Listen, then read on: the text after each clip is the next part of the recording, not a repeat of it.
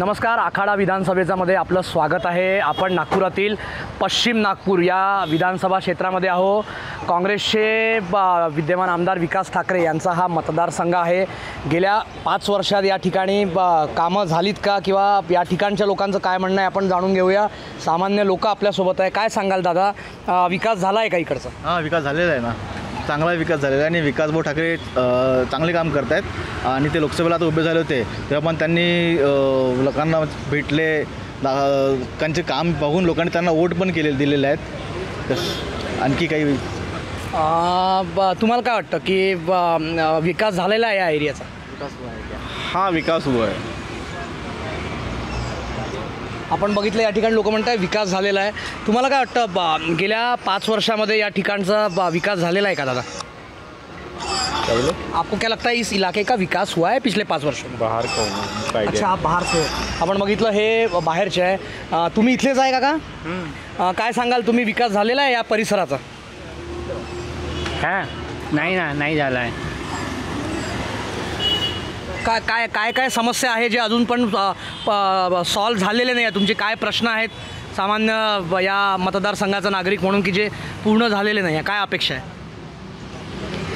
अपेक्षा फक्त रोड बनले आहे, बाकी तो काही झाला नाही आहे। बाकी गरीब लोकांचा काही झाला नाही आहे, फक्त रोडाचा काम झाला आहे। आपण बघितलं त्यांचं म्हणणं आहे फक्त रस्ते बनलेले आहे, बाकी जे कामं आहेत ते अजूनही झालेले नाही आहे। तुम्हाला काय वाटतं? बेस्ट विकास है। नागपुर शहर में जो डेवलप चालू है, जैसा IT सेक्शन, बहुत सारे ऐसी चीज़ें हैं जो इन लोगों को नहीं मालूम है, लेकिन हम टेक्नीशियन हैं, हम लोग घूमते हैं, हमको पता है। IT सेक्शन में बहुत डेवलप हो रहा है, बहुत सारी चीज़ें जो डेवलप चालू अंडर प्रोसेस में, बट विकास चालू है। ठीक आहे। गेल्या 2.5 वर्षामध्ये झालेली कामं आणि त्या पहिलेचं म्हणजे महाविकास आघाडीचं सरकार किंवा महायुती सरकार, कुठलं सरकार जास्त प्रभावी आहे असं तुम्हाला वाटतं? या गेल्या 2.5 वर्षातलं महायुतीचं की त्या पूर्वीच्या 2.5 वर्षात महाविकास आघाडीचं सरकार कुठलं प्रभावी वाटतं? महाविकास आघाडीचं सरकार जास्त प्रभावी प्रामाणिकपणाने काम करत होता। अजून हे जसं देशामध्ये अजून महाराष्ट्रामध्ये तुम्हाला लोकसभेच्या रिझल्टमध्ये माहिती पडलं असेल तर तसं कामं झाले आहेत भरपूर, पण बरेचसे कामं राहिले आहेत। जसं एम्प्लॉयमेंट आहे, अजून बरेचसे युवा लोक आहेत त्यांच्यासाठी जॉब, आणि फक्त इन्फ्रास्ट्रक्चर झालं आहे पण जॉब्स मेजर कन्सर्न आहे। 7 साल की अच्छा, तुमचं म्हणणं आहे की अजून पण जे रोजगाराच्या संधी आहेत तितक्या मिळालेल्या नाही आहे या ठिकाणी, तर काय केलं पाहिजे असं वाटतं तुम्हाला? बाहेरच्या कंपनी आणल्या पाहिजे। मिहानमध्ये बरेचशा कंपनी आहेत, ते कंपनीमध्ये प्लॉट दिलेले आहेत, बरेचशा कंपनी आलेल्या आहेत, पण फुल फ्लेजमध्ये काम सुरू नाही झालेलं आहे। जसं पुणे किंवा मुंबईमध्ये आहे, अजून बरेचशा जसं मुंबईची कंपनी तिकडे गुजरातमध्ये चालली आहे, तर ते तसे कंपनी आपल्याकडे, ते महाराष्ट्राची कंपनी महाराष्ट्राची शान महाराष्ट्रामध्ये राहिली पाहिजे। अजून बरेचशा लोकांना म्हणजे लोकल लोकांना हे प्रमोट केलं पाहिजे। म्हणजे जसं आपण स्लोगन पण लावतो, वोकल फॉर लोकल, सो मला तरी वाटते गव्हर्नमेंटनी लोकल लोकांसाठी गेले पाहिजे। स्थानिकांसाठी या ठिकाणच्या सरकारने काम करावं असं यांचं म्हणणं आहे। काय वाटतं तुम्हाला, एकंदरीत गेल्या 5 वर्षात या पश्चिम नागपूर मतदारसंघाचा विकास झाला आहे का असं वाटतं तुम्हाला? नहीं, मुझे लगता है काम करने की और ज़रूरत है, काफ़ी ज़रूरत है। काम होना चाहिए, लेकिन देखते किस तरह से अभी जो आने वाले चुनाव है उसमें किस तरह से क्या होता है। ठीक है, और काम सर हुआ है, लेकिन और काफ़ी काम करना ज़रूरी है। डेवलपमेंट की बहुत ज़्यादा ज़रूरत है। आपण बघितलं काम अजून जे आहे ते करायची गरज आहे असं यांचं म्हणणं आहे। एकंदरीत या ठिकाणी कुठल्या अशा मूलभूत समस्या आहेत ज्या सुटायला हव्या होत्या पण गेल्या 5 वर्षामध्ये इथल्या स्थानिक लोकप्रतिनिधींनी जे त्यांच्याकडून सोडवण्यात अपयश आलेलं आहे? बरेचसे आहेत, जसे झुग्गी झोपडीचे आहे प्रॉब्लेम्स आहेत, अजून रोड बरेचसे चांगले झाले आहेत, पण त्याबरोबर आता पावसाळ्यामुळे बरेचशा ठिकाणी पाऊस म्हणजे ओव्हरफ्लो होते, अजून बरेचशा गोष्टी येतात, तर ते सिजनेबल प्रॉब्लेम्स आहेत, तर ते सॉल्व केले पाहिजे लोकल हे प्रतिनिधींनी। येत्या विधानसभांच्या निवडणुका आहे ज्या काही महिन्यांवर आता येऊन ठेपलेल्या आहे, कुठले असे महत्त्वाचे प्रश्न आहे, मुद्दे आहे ज्याला घेऊन तुम्ही मतदान करणार आहे? कुठले मुद्दे विचारात घेईल? फर्स्ट आहे हे आपलं एज्युकेशन आहे, जे बरेचसे जसं नीटच्या जे आहे, नीटबद्दल बरेचसे झालं आहे, देशमध्ये घोटाळा झाला आहे, तर ते नीट आहे लोकल। अजून बरेचसे माझे लहान भाऊ आहे, तर ते IIT वगैरेचे नीटची प्रिपरेशन करत आहे, तर ते बरेचशा गोष्टी आहेत। अजून सेकंड आहे जॉब, तर जे आहेत बरेचसे लोक ते आता प्रायव्हेट सेक्टरमध्ये तेवढं म्हणजे 12-12 तास हे करतात जॉब.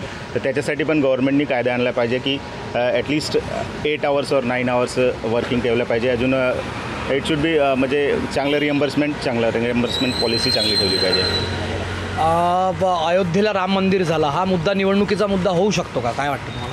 मला तरी नाही वाटत महाराष्ट्रामध्ये अयोध्येचा मुद्दा निवडणुकी आस्था प्रत्येकाला आहे, प्रत्येकाला देव म्हणजे आहेतच, तर ते काही विषय नाही आहे. पण आता जे जसं स्विंग झालेलं आहे पब्लिकचा मूड, तर ते असं आहे की लोकल मुद्दे जास्त राहतील निवडणुकीमध्ये.